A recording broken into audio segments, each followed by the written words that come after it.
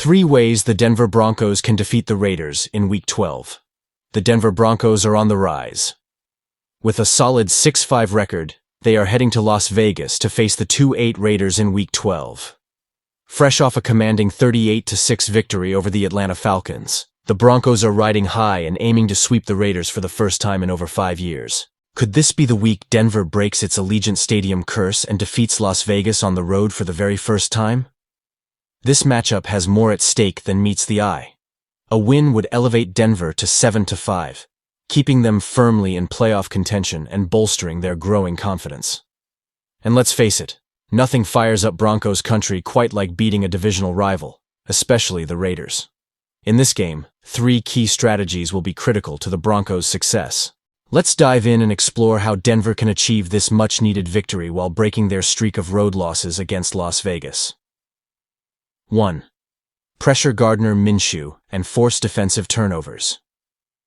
Defense wins championships, and for the Broncos, this game starts with putting relentless pressure on Gardner Minshew. The Raiders have been turnover-prone this season, with an NFL-worst 15 turnover differential. Their quarterbacks have thrown 11 interceptions and lost 9 fumbles in just 11 games. On top of that, their offensive line has allowed 33 sacks, tying them for the 5th worst mark in the league. Vance Joseph's defense must capitalize on these weaknesses. In Week 11, linebacker Cody Barton showed how crucial turnovers can be, snagging an interception against Kirk Cousins. The Broncos will need more of that aggressive, opportunistic play to take advantage of the Raiders' mistakes. Pressuring Minshew and forcing him into bad decisions will be the first step toward victory. 2. Contain Brock Bowers, the Raiders' top offensive weapon.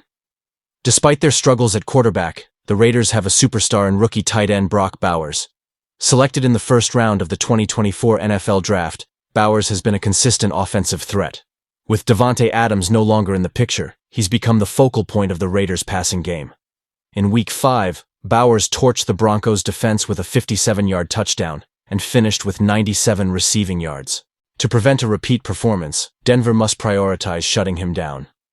Bowers has recorded over 70 receiving yards in 4 of his last 6 games and found the end zone in 3 of them. Limiting his production will force the Raiders to rely on less reliable options, making it harder for their offense to gain momentum. 3. Establish a consistent run game and dominate third downs. The Broncos' ground game has been heating up in recent weeks, thanks to the trio of Javonte Williams, Jaleel McLaughlin, and rookie Audric Estime. Since Week 3, Denver has surpassed 100 rushing yards in all but 1 game, and they'll look to continue this trend against a Raiders defense that has struggled to stop the run. A productive rushing attack not only controls the clock, but also sets up manageable third down situations. Speaking of third downs, Denver has shown improvement in this area recently. Against a Raiders defense that ranks 22nd in third down stops, the Broncos have a prime opportunity to sustain drives and wear down their opponent. Converting those critical downs will be essential to keeping the momentum on their side. Why this game matters. If the Broncos can execute these 3 strategies, they'll be in prime position to secure a victory over the Raiders.